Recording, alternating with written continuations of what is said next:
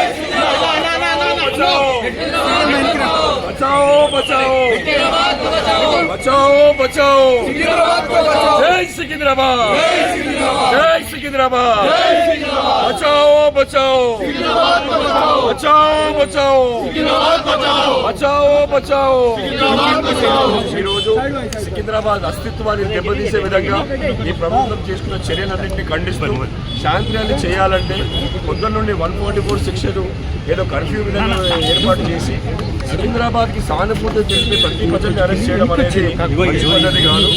శాంతి ర్యాలీలు కూడా చేయలేని పరిస్థితిలో రాష్ట్రం ఉండడం, మరీ ముఖ్యంగా జట్టనగరాలు ఉండడము ఇది బాధాకరమైన విషయము.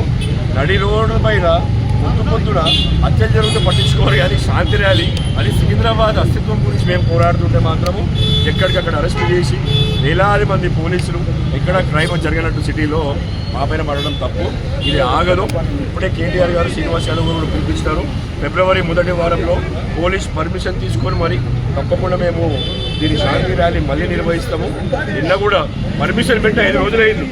5 రోజుల నుండి రెస్పాన్స్ లేకుండా 10:45 రాత్రికి వాట్సాప్లో మీ పర్మిషన్ రిజెక్ట్ చేస్తున్నామని నిన్న మధ్యాహ్నం మేము ఈ రోడ్ మ్యాప్ ఎక్కడ, మేము ఎక్కడెక్కడ మీకు సెక్యూరిటీ పెట్టాలి, ఎట్లా శాంతియుతంగా తీయాలని మాతో కోఆర్డినేట్ చేసి అర్ధరాత్రి వాళ్ళు ముందే మాకు పర్మిషన్ ఇవ్వకపోతే మేము న్యాయస్థానానికి వెళ్ళే వాళ్ళం, కోర్టుకి వెళ్ళి తెచ్చుకునే వాళ్ళం. ఇటువంటి పరిస్థితి రావడం సికింద్రాబాద్ ప్రజలకు నిజంగా దురదృష్టకరమైన విషయము.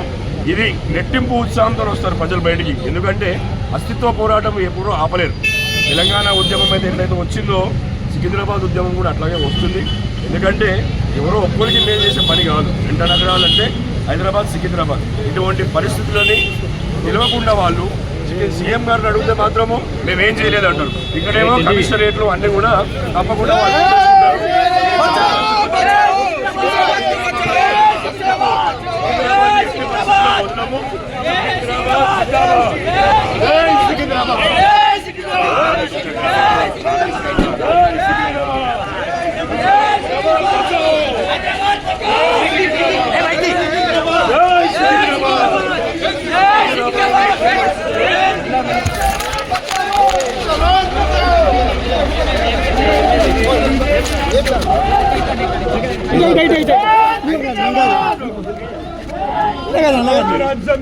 అన్నా నీ కాదన్నా, నేను అల్ల కాదన్నా.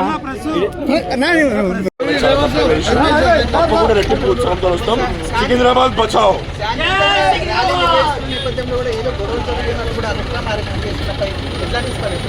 ప్రభుత్వము కళ్ళు విప్పాలి.